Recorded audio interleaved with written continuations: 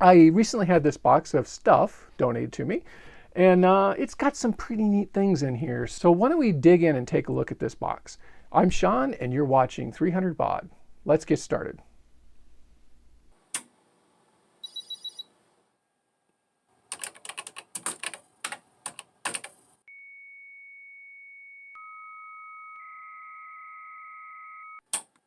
All right, so to start, I've got a couple of floppy disks. Not a real big deal. So we have a double-sided high-density disk that's a 1.2 megabyte format.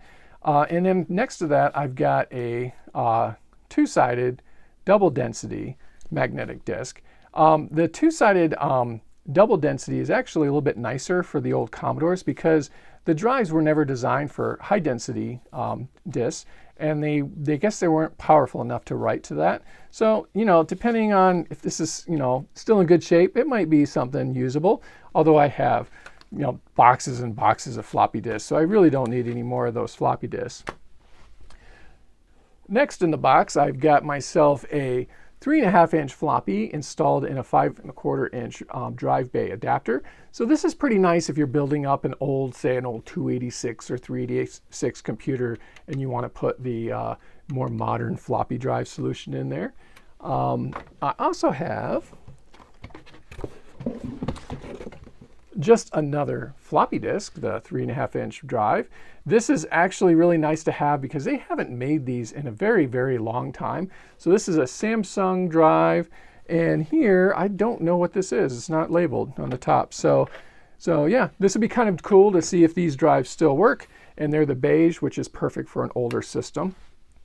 And next up is it's a Creative CD read-write. So it's got the speeds looks like a 4x, I don't know what this is. It has a 4, 2, and a 24x. So obviously the 24x is the read speed, and 4 is going to be, I don't know, the record speed or something like that. But again, this is a pretty nice drive to have because they haven't made these in a very long time. Actually, this was manufactured in February of 2000. So an older drive, this would be a lot of fun to see if it still works. And another drive, this one's actually a little bit more exciting. This is a iOmega zip drive, but what makes this one stand out is this is actually the 250 megabyte zip drive and not the 100 megabyte zip drive. I recently came across a bunch of brand new zip disks, brand new in the package, and I ended up giving them a Goodwill because I thought I'm never going to buy a zip disk. And then I end up getting this like 3 weeks later. It just really bothers me that I didn't keep those discs, and now I can't even test this. So I may have to buy some discs on eBay just so I can try out this Zip 250. If I do that, I'm definitely going to buy the 250 branded zip disc because from what I understand, the 100 disc will work on the 250. It's just that it reads and writes very slow. I used to use a zip disc. I had a Zip 100 with a SCSI interface on it, and I used that with the Amiga 1200 computer, and it worked brilliantly. You could format that disk and read and write with an Amiga, no problem.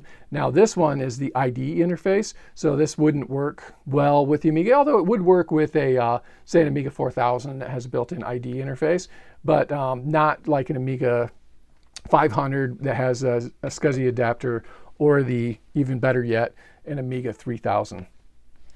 The next thing I got here, which I think this is actually pretty cool, is I have a bunch of Dyson 8-inch diskettes. They're precision magnetic media. There's no indication as to, oh, here we go. Single-sided double density unformatted. That's pretty cool. They didn't even bother formatting it. And I think the reason is at the time you would have had CPM machines, but potentially, I'm not sure if Commodore made an 8-inch drive. I think they did. Just you'd have a whole bunch of oddball formats. So in here, looks like, obviously this one looks like it's been used at one time. It's got the sticker on it. Looks like it's in really good condition. I don't see any kind of moss growing on the magnetic media or any fingerprints or scratches or dirt or anything. So that looks pretty nice. Let's see what else we got in here. So I got, looks like, wow, 6 more discs. These these may be new. So notice there's no stickers on there. Just got the die sand here. And yeah, they're all in here. They all look brand new. I don't think these have ever been used. All right, so the last box I've got here, and the one I saved for last, is this absolutely beautiful box of 8-inch floppy disks. Originally was 10 disks, and this is made by a company called Inmac. I believe that's how you say it. It's INMAC. On the side, it's got the reorder number and that's 9888. It is a single-sided, double-density, soft sector disc. And it's actually congratulating me for making this choice and buying their disc. And it also says that they certify it as 100% air-free for as long as you own the disc. Isn't that cool? So lifetime warranty on these floppies. Let's go ahead and take a look at inside the box. Now inside, looks like we've got potentially three unused floppy disks. And I'll pull them out so we can take a look at them. They're just beautiful. I mean, look at the size of this. Just to do a size comparison, I'll grab one of the 5 1/4 inch discs and put it here so you can see there's quite a difference in the size. I wish I knew the capacity of these discs. I really don't know, but I think a lot of it depends on the formatting that you're using.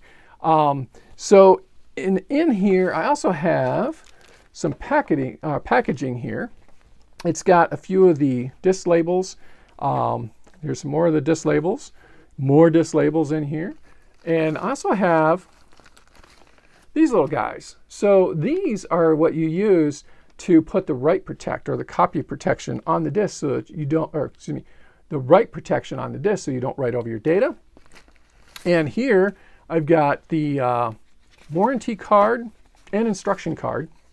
So here I can fill out my warranty card, send it in. I'll have a lifetime warranty on my floppies. And here I've got the instructions for the disc. And what's really interesting is here they call the 5 1/4 inch disc a they call it the mini floppy. I've never heard a 5 1/4 inch disc being called mini floppy. They show the location of the write protect notch. And on the 8-inch disc, the write protect notch is actually located on the bottom of the floppy. So if I pull this out and take a look, you'll find that the notch is actually right there, and this one's got the covering, so I should not be able to erase the data on this floppy. So that's all the fun stuff I have to show today. I hope you enjoyed the video. If you did, consider subscribing to my channel if you haven't already done so, because it's going to help me out a lot. And maybe one day I'll get an 8-inch floppy. But until then, take care of yourself and goodbye.